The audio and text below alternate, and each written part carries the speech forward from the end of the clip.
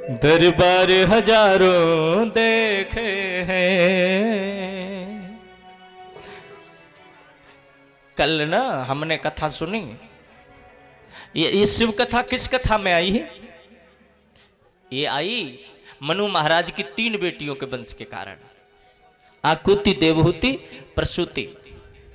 इस वंश में हमने कल सुन लिया ना, इसी वंश के द्वारा चंद्रवंश निकला, यहीं से उत्पत्ति हुई रावण इत्यादि के खानदान की, यहीं से अलग अलग कई पीढ़ियां बट गई ना, कई इधर उधर डालियां निकल गई। मतलब हमारे देश में जितनी भी ये जनसंख्या है, विश्व में जितनी भी है, 50% का कम से कम शेयर है। बोलो राधे राधे। आज हम दूसरे वंश में प्रवेश करें? हाँ। नारायण के पुत्र हैं ब्रह्मा, और ब्रह्मा के पुत्र हैं कश्यप, और कश्यप की पत्नियां हैं 13 हैं।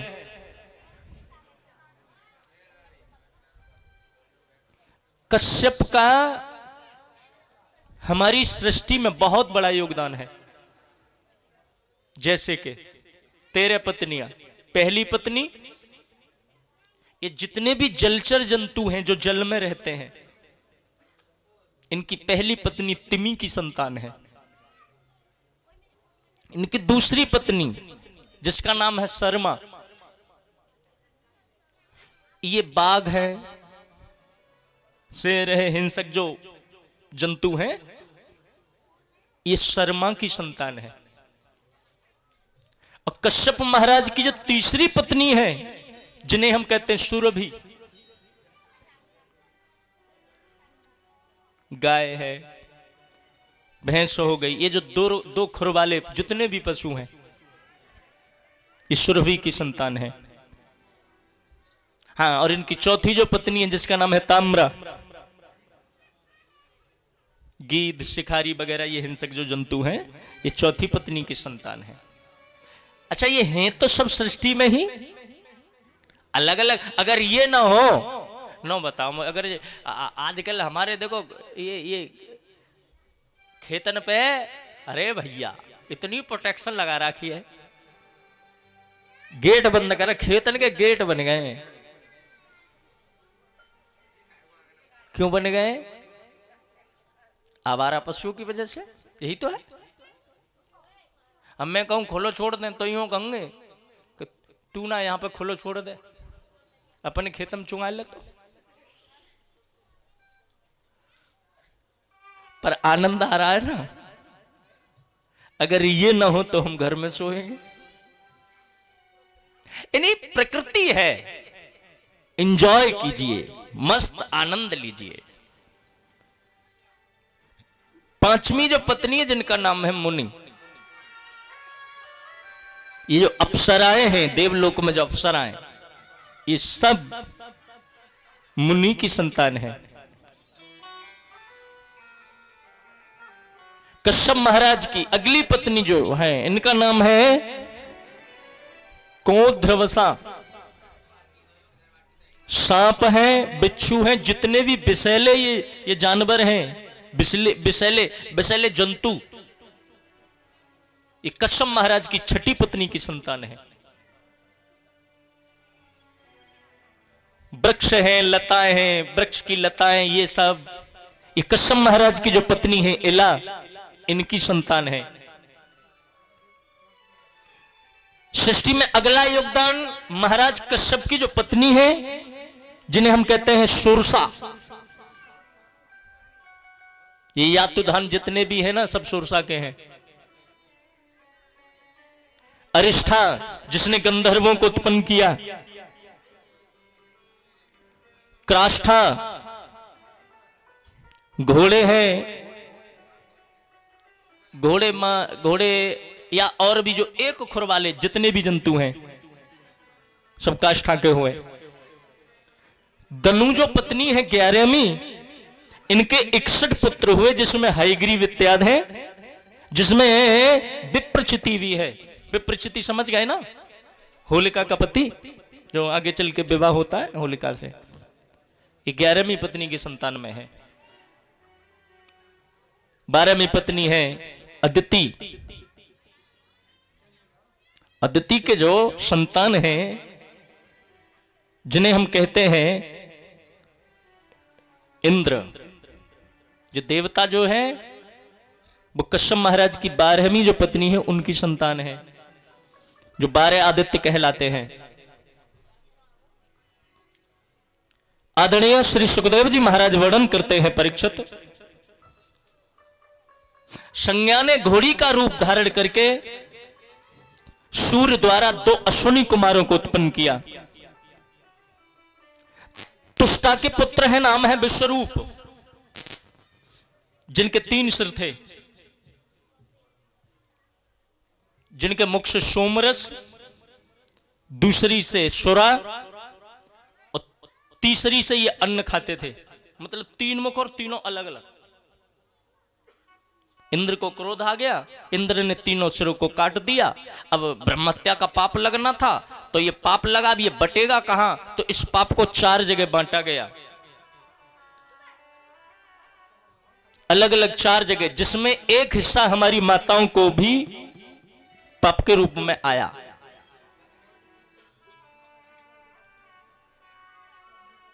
जो एक विशेष समय आता है माताओं के जीवन में, ये उसी कारण से आता है। तो एक हिस्सा माताओं को भी वो पीड़ा के रूप में आज भी सहन करना पड़ता है, उसका ही कारण है।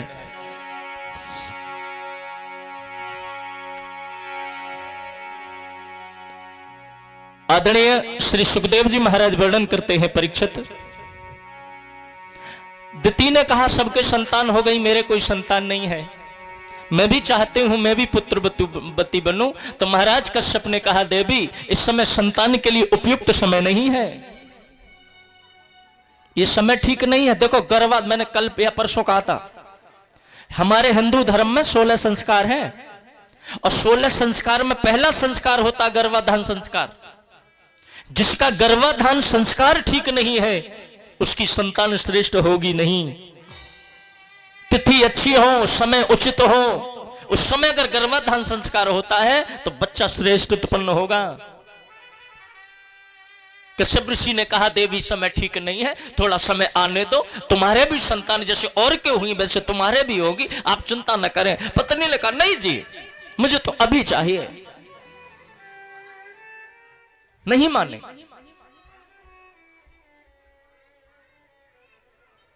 कश्यप ऋषि ने कहा तो ठीक है, तुम्हारी इच्छा पूर्ण होगी, तुम्हारी संतान तो होंगी, लेकिन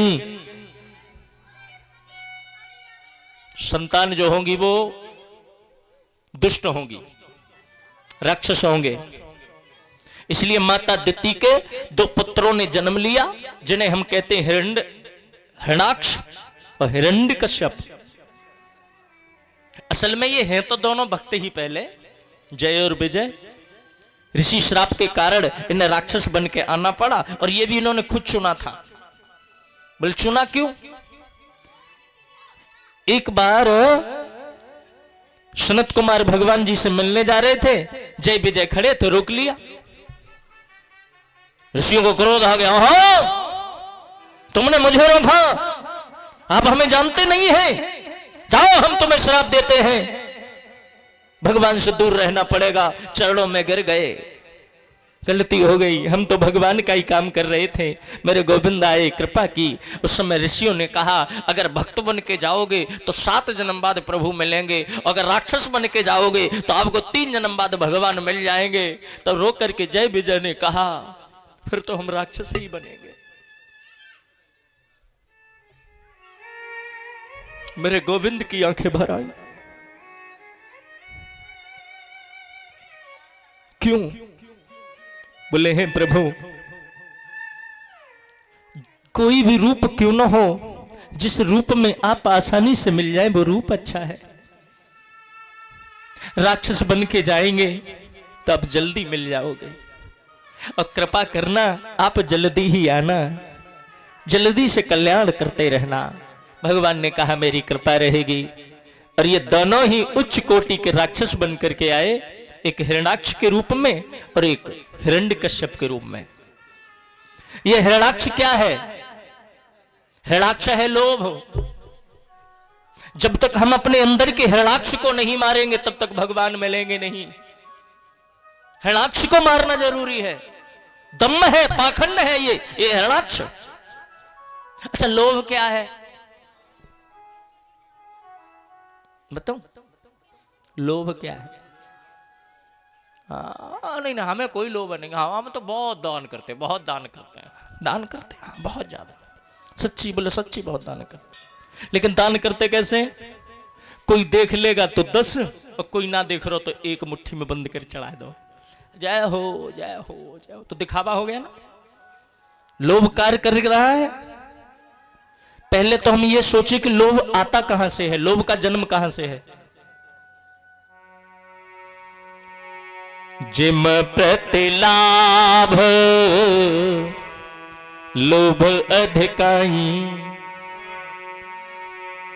जिम प्रतिलाभ लोभ अधिकाई। जितना लाभ होगा उतना ही लोभ होगा। लाभ बढ़ेगा तो लोभ बढ़ेगा।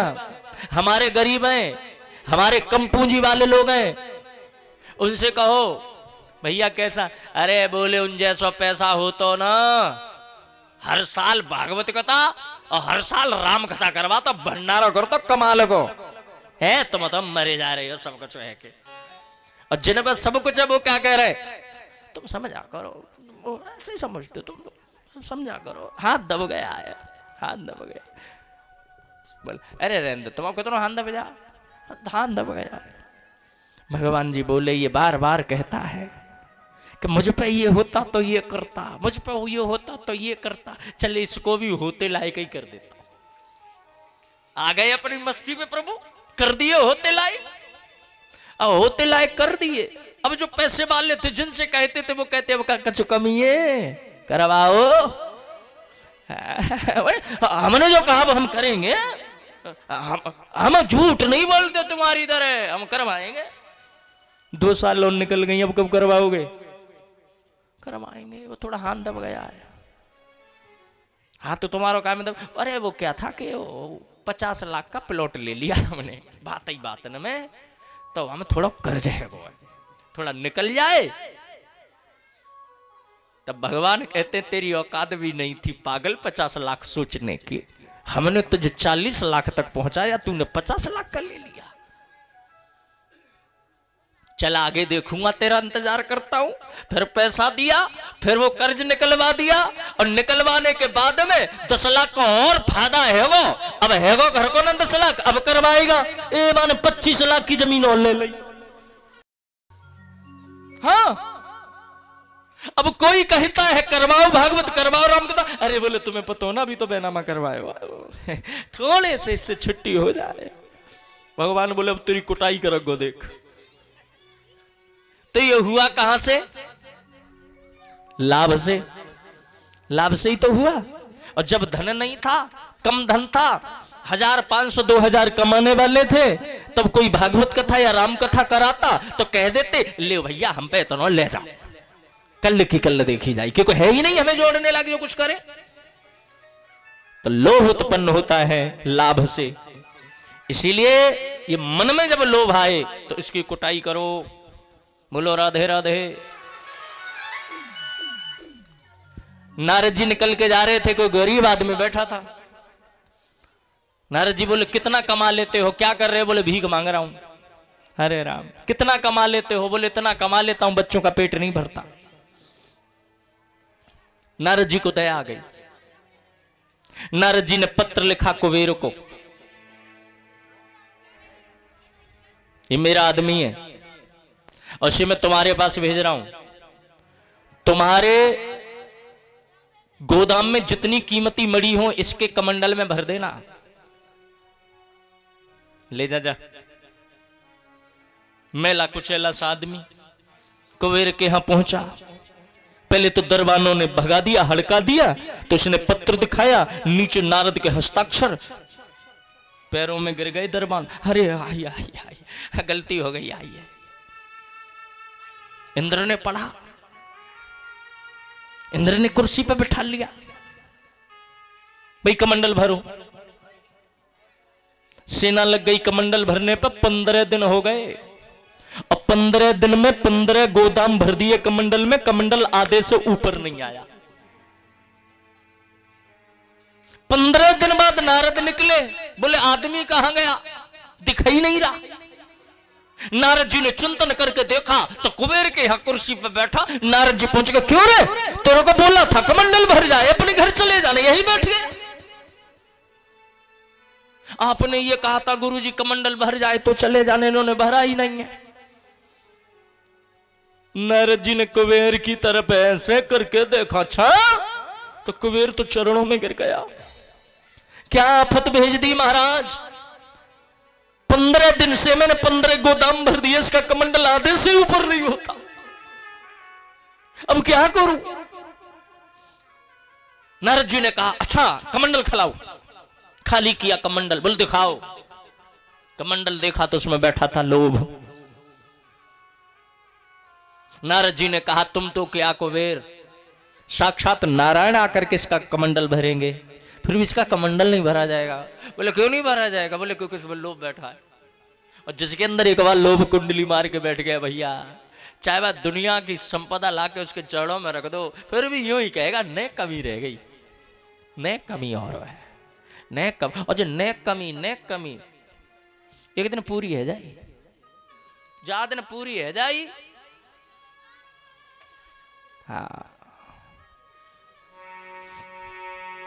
मृत्यु देखता है औरों की रोज सुबह और शाम, महल बनाता है ऐसे जैसे हरदम यहां मकाम।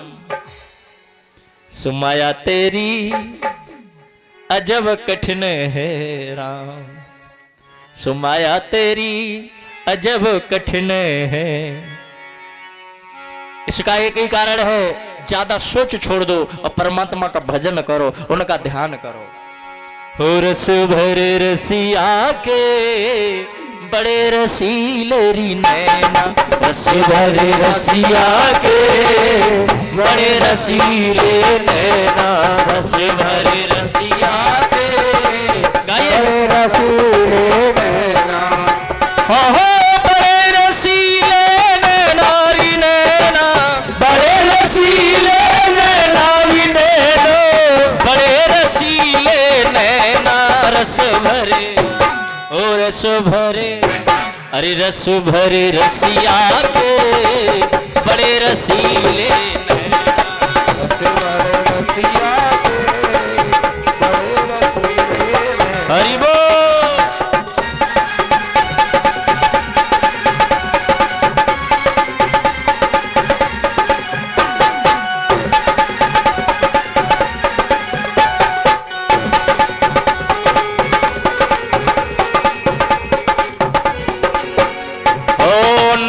से ये सबको नचावत, नैनों से ये सबको नचावो, मन मंद मन में मुस्कावत, मन मंद मन में मुस्कावत, अपनी अदा से सबको नचावत, अपनी अदा से सबको नचावत, मुख से कछु बोलत ना, रस भरे हो रस भरे। ऐसे बैठे जैसे रूठ के आए हो, क्या है, तालियां बजा मस्ती में गाएंगे।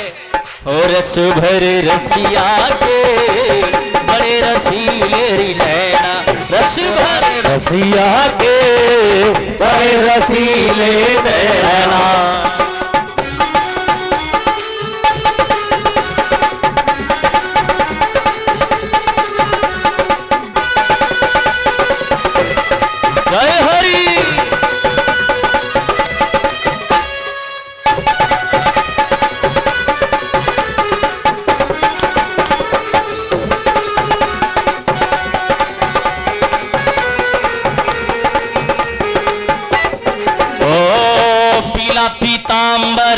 पे सोहाए, पीला पीतांबर तन पे सोहाए।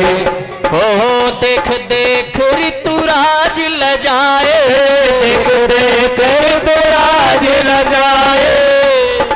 है ना लोभ, यहाँ बोलने में लोभ है। और घर में काऊ का ब्याह हो तो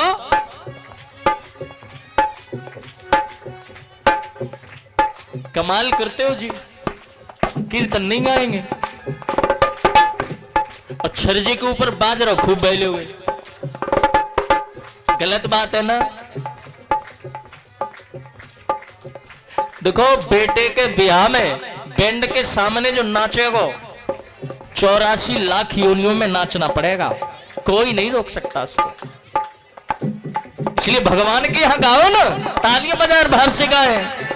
ओ झलक नयन की झेल सके कोई, झलक नयन की झेल सके कोई, चोट न लागे रहना रस भरे, ओ रस भरे, अरे रस भरे रसिया के बड़े रसीले नैना, रस भरे रसिया के बड़े रसीले नैना। रस भरे रसिया के बड़े रसीले नैना, रस भरे रसिया के बड़े रसीले नैना। राधे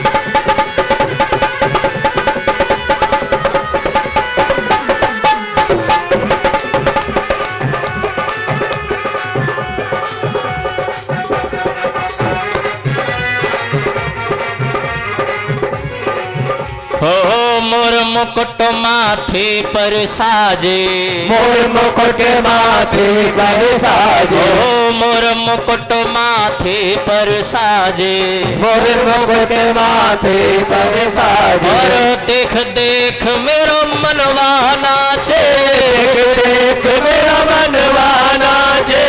लटकी लट लट के लटकन पे, लटकी लट लट के लटकन पे, मोहन के दिल की मैना रस भरे, ओ रस भरे, अरे रस भरे रसिया के बड़े रसीले नैना, रस भरे रसिया के बड़े रसीले नैना।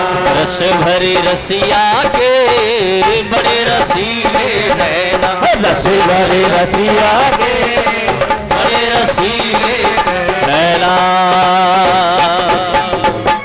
बांके बिहारी लाल की हो, रस भरे रसिया के बड़े रसीले, बड़े रसीले नैना। हाथ रुके दान करने से, लोभ दिखाए भगवान का चिंतन करो। दो चीजों में ज्यादा जानकारी मत रखो और ज्यादा दिमाग मत लगाओ। एक तीसरी जगह है दान करते समय दिमाग मत लगाना, दिमाग लगाओगे तो कर नहीं पाओगे। बोलो राधे राधे राधे। ये हिरणाक्ष क्या है? यही है लोभ। जिस समय पृथ्वी नहीं थी यहां, नारद जी विचरण कर रहे थे, सामने मिल गया हिरणाक्ष। नारद जी से संवाद शुरू हो गया, कहां से आए हो? बोले हम तो ऐसे ही घूमे। नारद जी ने कहा अच्छा क्या करते हो? बोले भगवान का नाम। हिरणाक्ष बोला नाम ही नाम आवे कि लड़वा झगड़वा आवे? अरे साहब कहा है लड़ना झगड़ना, हम तो नाम ही नाम लेते हैं। हिरणाक्ष बोला मैं लड़ूं तो क्या करेगा? खम खम की बात है ना। नारद जी बोले हम लड़ते ही नहीं है। बोले हम लड़ते हैं ना।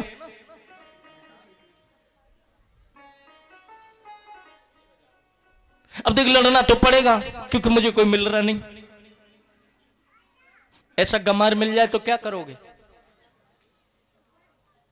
नारद जी बोले मर गए, गवा रहे। नारद जी बोले मैं न लड़ूं, किसी और को बता दूं तो। बोले देख एक बात सुन ले नारद जी, बात सुन ले मेरी। ऐसा बताना जो मेरे 2-4 हाथ झेल ले। हाँ। और कभी ऐसा ना हो कि तू भी निकल जाए और वो भी ना मिले। देख अगली बार मिल गया तो तेरे को छोड़ूंगा नहीं मैं। नारद जी ने कहा ऐसा बता दूंगा जो तेरी खुजली होगी नहीं। सीधा चला जा, समंदर से जो निकलता मिल जाए उससे लड़ लेना, और वो तेरी हसरत को ऐसा मिटाएगा कि दोबारा तेरी हसरत रहेगी नहीं। अच्छा बोला देखो, बोले चलो गया। ब्रह्मा जी को जोर से छींक आई, और ब्रह्मा जी की छींक आई तो नाक के छिद्र से 12 भगवान की उत्पत्ति होती है। अब वो 12 भगवान समंदर में छलांग मारते हैं, अब पृथ्वी को डाढ़ पर रख के लेके आते। इतनी बड़ी पृथ्वी और डाढ़ पे है, हम किससे लड़ेंगे? एक कोई कल कह रहा था, महाराष्ट्र का है, किसी राजनीतिक दल से, मैं नाम नहीं लूंगा, वो कह रहा था कि राम तो मांस खाता था। इनकी बुद्धि बिल्कुल खराब हो गई। ये सिर्फ एक बात से बच रहे हैं, बता रहा हूं ना। ऐसे लोग जो भी है ना, जो भी राम पर टिप्पणी करते, जो भी कृष्ण पर टिप्पणी, सिर्फ एक वजह से जिंदा है ये, क्योंकि ये हिंदू है। ये अंदर से हिंदू नहीं है, ये अंदर आत्मा की हिंदू नहीं है, ये अंदर से तो है ही नहीं हिंदू। बस भगवान ने इन्हें हिंदू के घर जन्म दे दिया। जो कहता कि राम मांस खाता था, और फिर कहता कि वाल्मीकि रामायण में लिखा हुआ है, श्लोक संख्या बता रहा है। उस अनाड़ी को राजनीति करनी तो राजनीति करे, क्यों शास्त्रों में घुस रहा है?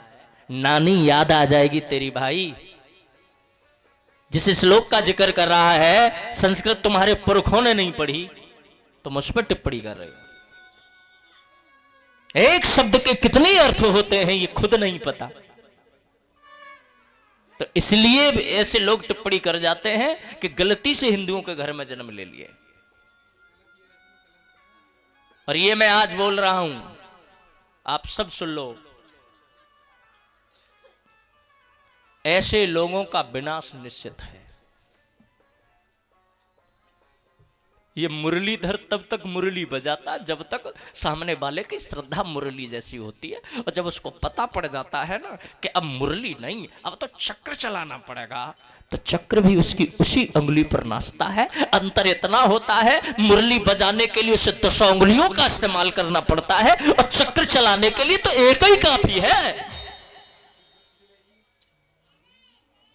ऐसे लोग बिल्कुल ही निकृष्ट, समाज के लिए कलंक है।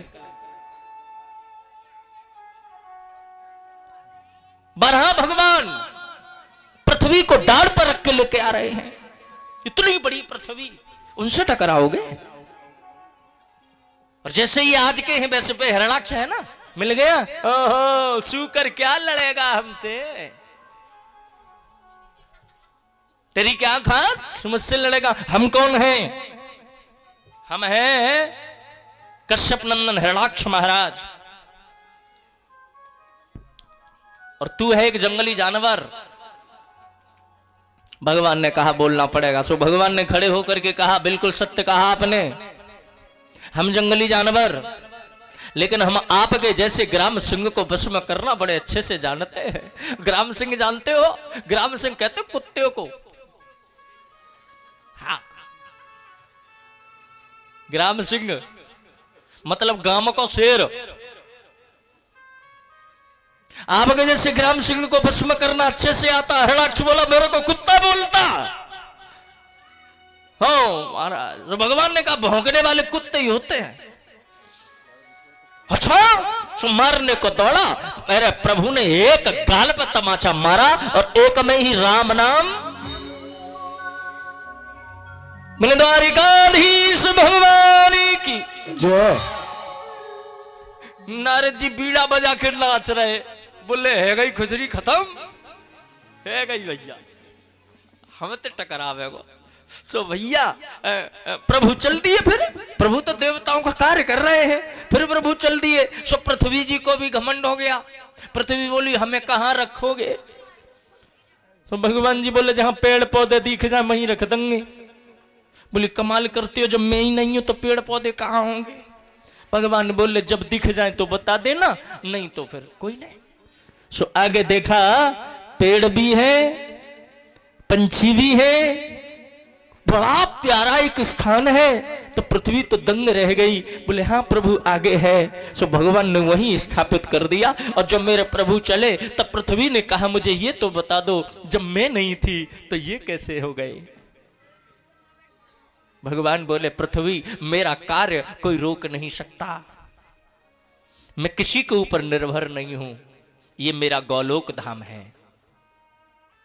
सारी दुनिया डूब जाएगी, मेरा गौलोक कभी नहीं डूबेगा। और उसी गौलोक को अब हम कहते हैं वृंदावन।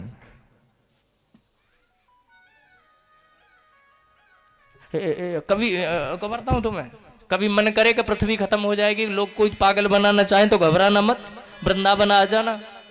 ये वृंदावन कब ना डूबेगा। हाँ।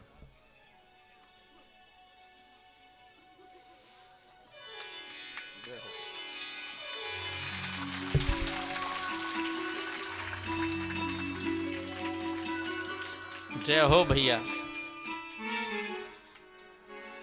हमारे राहुल जी हैं, भागवत कथा पूरा गांव मिलके करा रहा है, और किसी एक का तो है नहीं, सबकी है। भगवान किसके नहीं है, सबके है। लेकिन जो जितना मानेगा उतने ही ज्यादा है ना। तुम मानो, जिसके भाव मन में ये है भागवत कथा हमारी अपने है, सही है, अच्छी लगे। एक बात और है, इसको रख के आदमी अक्सर करके रोता है, समझ गए ना। दूसरे दिन से शुरू हो जाता है।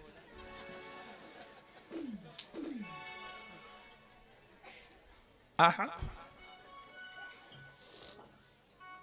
किसी ने मुझसे पूछा था महाराज शादीशुदा आदमी की पहचान क्या है। जैसे माताओं की पहचान हो जाती है मांग से या बिछुओं से, जिसकी शादी नहीं हुई हो वो अगर झूठ बोल दे नहीं हुई है, जिसकी हो गई हो वो बोल दे नहीं हुई है, तो कैसे पहचानेंगे है या नहीं है। मैं बोला माताओं की पहचान किससे होती है, बोले मंगलसूत्र से। मैं बोला कहां तक लटकता है, बोले यहां तक। मैंने बस यही पहचान आदमी की होती है। उनका मंगलसूत्र यहां तक लटकता शादी के बाद, और आदमी को मोह यहां तक लटके शादी के बाद।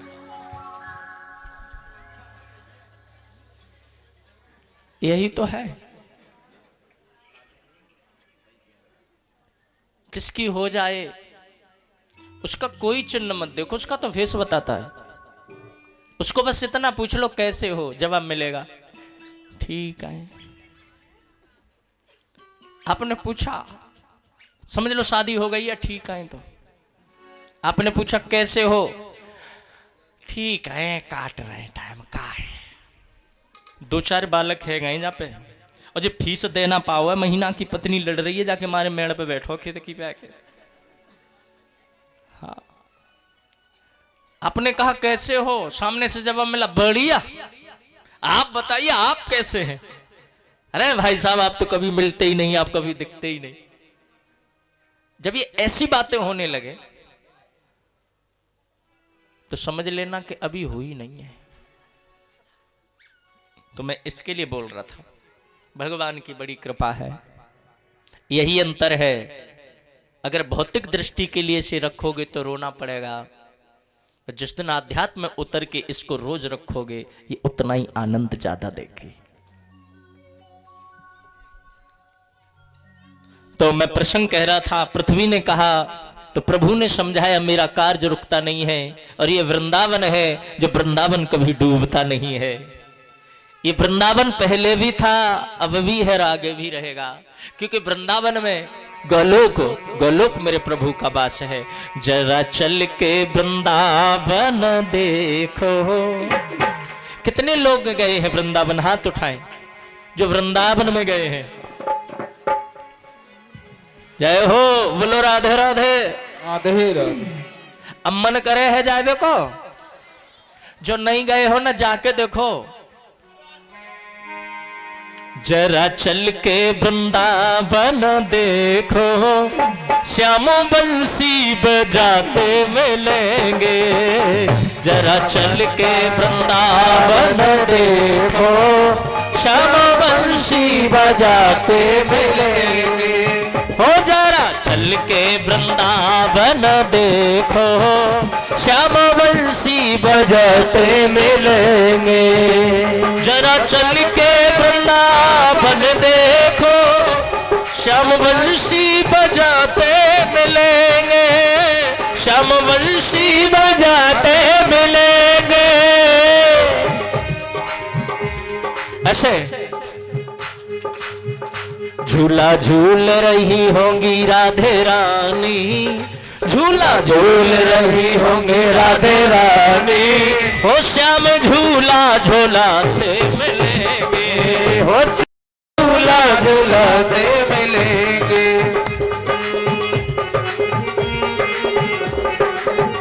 हरि बोल।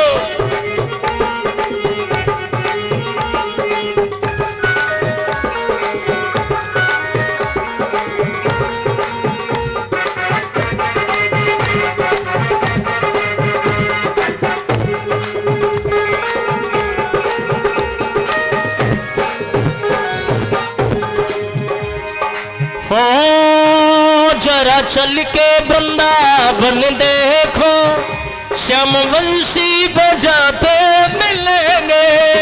जरा चल के वृंदावन देखो, श्याम बंसी बजाते मिलेंगे।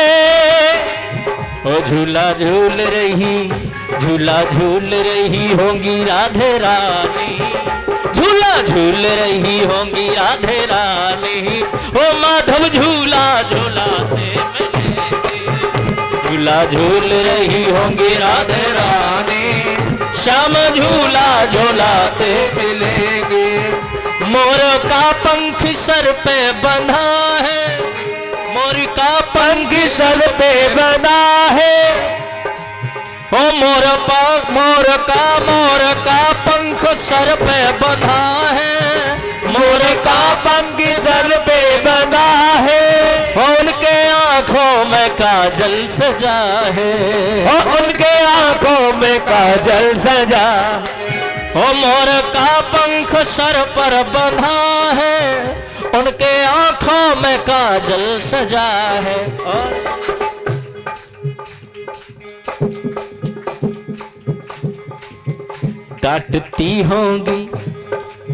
डांटती होंगी उनको राधे रानी। भैया कोई कितनो बड़ो नंबरदार हो, पत्नी जी के सामने तो जी जी करना पड़ेगा।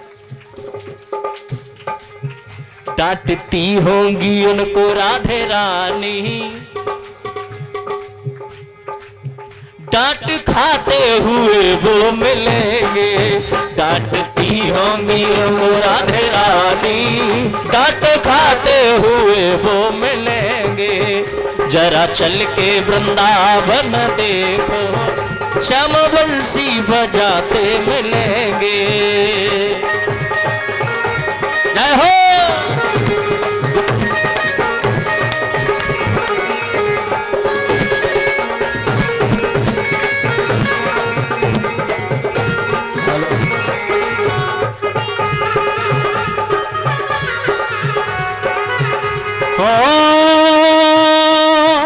जरा चल के वृंदावन देखो, श्याम बंसी बजाते मिलेंगे। के वृंदावन देखो, श्याम बंसी बजाते मिलेंगे। ओ झूला झूल रही, हाँ झूला झूल रही होंगी राधा रानी, श्याम झूला झूलाते मिलेंगे, झूला झूल रही होंगी राधा रानी, श्याम झूला झूलाते मिलेंगे, ओ श्याम झूला झूलाते मिले। बांके बिहारी लाल की वो झूला झूल रही होंगी राधा रानी, श्याम झूला झूलाते